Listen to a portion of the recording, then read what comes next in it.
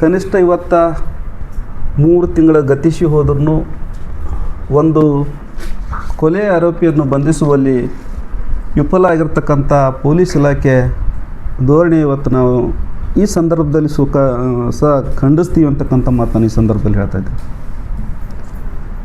ಯಾಕಪ್ಪ ಅಂತಂದ್ರೆ ಕಂಪ್ಯೂಟರ್ ಯುಗದಲ್ಲಿ ಏನು 24 ಗಂಟೆದಾಗೆ ಅನೇಕ ಆರೋಪಿಗಳನ್ನು ಬಂಧಿಸಿರ್ತಕ್ಕಂಥ ಇತಿಹಾಸ ಪೊಲೀಸ್ ಇಲಾಖೆಗದ. ಆದ್ರೆ ಈ ಬನ್ನೇಟಿ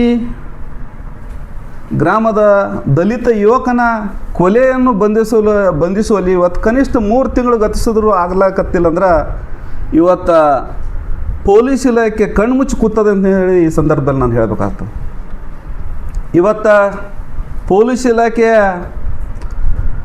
ಯಾಕೆ ಈ ನೀತಿ ಅನುಸರಿಸಲಕತ್ತದಪ್ಪ ಅಂತಂದ್ರೆ ಏನು ನಿಮಗೆ ಹಿಂದೆ ಏನೋ ರಾಜಕಾರಣಿಗಳು ಆರೋಪಿಗಳನ್ನು ಬಂಧಿಸಬೇಡ ಅಂದರು ಅಥವಾ ಇಲಾಖೆಯಿಂದ ನಿಮಗೇನಾದರೂ ಈ ಆರೋಪಿಗಳನ್ನು ಬಂಧಿಸಲಕ್ಕೆ ನಿಮಗೆ ಇಚ್ಛಾಗಿಲ್ಲೋ ಅಥವಾ ಅವರಿಂದ ಏನಾದರೂ ಆಸೆ ಆಮಿಷಗೆ ಬಲಿಯಾಗಿ ಆ ಆರೋಪಿಯನ್ನು ಬಂಧಿಸ್ಲಿಕ್ಕೆ ಆಗ್ಲಕ್ಕತ್ತಿಲ್ಲ ಅಂತಕ್ಕಂಥ ಪ್ರಶ್ನೆ ಈ ಸಂದರ್ಭದಲ್ಲಿ ಮಾಡಬೇಕಾಗಿದೆ. ಅದಕ್ಕೆ ಇಲಾಖೆಯಲ್ಲಿ ಇದ್ದುಕೊಂಡು ಕೂಡ ಇವತ್ತು ಆರೋಪಿಗಳನ್ನು ಬಂಧಿಸದೇ ಇರುವುದು ಒಂದು ಮಹಾ ಅಪರಾಧ ಅಂತೇಳಿ ಈ ಸಂದರ್ಭದಲ್ಲಿ ಹೇಳಬೇಕಾಗ್ತದೆ.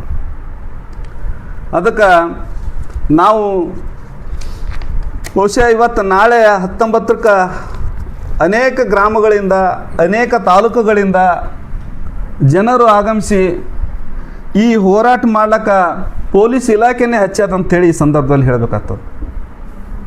ಅದು ಯಾಕೆ ಈ ಮಾತು ಹೇಳ್ತಾ ಇದ್ದೀನಿ ಅಂದ್ರೆ ನಾವು ಅನೇಕ ಬಾರಿ ಮಾನ್ಯ ಪೊಲೀಸ್ ವರಿಷ್ಠಾಧಿಕಾರಿಗಳ ಹತ್ತಿರ ಹೋಗಿ ಮನವಿ ಮಾಡ್ಕೊಂಡೆವು. ಸರ ಹಿಂಗೆ ಇಂಥ ಆರೋಪಿಗಳ ಬಗ್ಗೆ ನಮ್ಗೆ ಮಾಹಿತಿ ಅದ, ಆ ಆರೋಪಿಗಳನ್ನು ನೀವು ತಂದು ವಿಚಾರಿಸ್ರಿ ಅಂತ ಹೇಳಿದಾಗ ಮಾನ್ಯ ಪೊಲೀಸ್ ವರಿಷ್ಠಾಧಿಕಾರಿಗಳಿಗೆ ಕೆಳಗಿನ ಅಧಿಕಾರಿಗಳು ಮಿಸ್ಗೈಡ್ ಮಾಡಿ ಅವ್ರ ಮನೆಯಾಗೆ ಆರೋಪಿ ಅದಂತಕ್ಕಂಥ ಮಾತು ಕೂಡ ಇವತ್ತು ನಮ್ಮ ಮುಂದೆ ಮಾತನಾಡಿ ತೋರ್ಸ್ಯಾರ. ಯಾರೇ ಆಗಲಿ ಕೊಲೆ ಮಾಡಿದವ್ರು ಯಾರು ಅವ್ರಿಗೆ ಬಂಧಿಸ್ರಿ, ಅವ್ರ ಮನೆಯವ್ರು ಇರಲಿ ಹೊರಗಿನವ್ರು ಇರಲಿ ಅಂತ ಅಷ್ಟು ಹೇಳಿ ಬಂದ್ರೂ ಕೂಡ ಇವತ್ತು 4 ತಿಂಗಳ ಆಲಕ್ಕೆ ಬಂದ್ರೂ ಆರೋಪಿಯನ್ನು ಬಂಧಿಸ್ಲಿಕ್ಕಾಗಲಾಗ್ಯದ. ಇದಕ್ಕೆ ಆ ಕುಟುಂಬಸ್ಥರಿಗೆ ಮತ್ತು ದಲಿತ ಸಂಘಟನೆಗಳಿಗೆ ಮುಂದಿದ್ದಿರ್ತಕ್ಕಂಥ ಒಂದೇ ಒಂದು ಹಾದಿ ಏನಪ್ಪ ಅಂತಂದ್ರೆ ಹೋರಾಟ ಮಾಡಬೇಕು, ಉಪವಾಸ ಸತ್ಯಾಗ್ರಹ ಮಾಡಬೇಕು. ಇವೇ ನಮ್ಮಲ್ಲಿ ಏನಾದರೂ ಅವ್ರಿಗೆ ಏನಾರು ಕೊಟ್ಟು ಖರೀದಿ ಮಾಡೋಂಥ ತಾಕತ್ತು ನಮ್ಮಲ್ಲಿ ಇಲ್ಲ.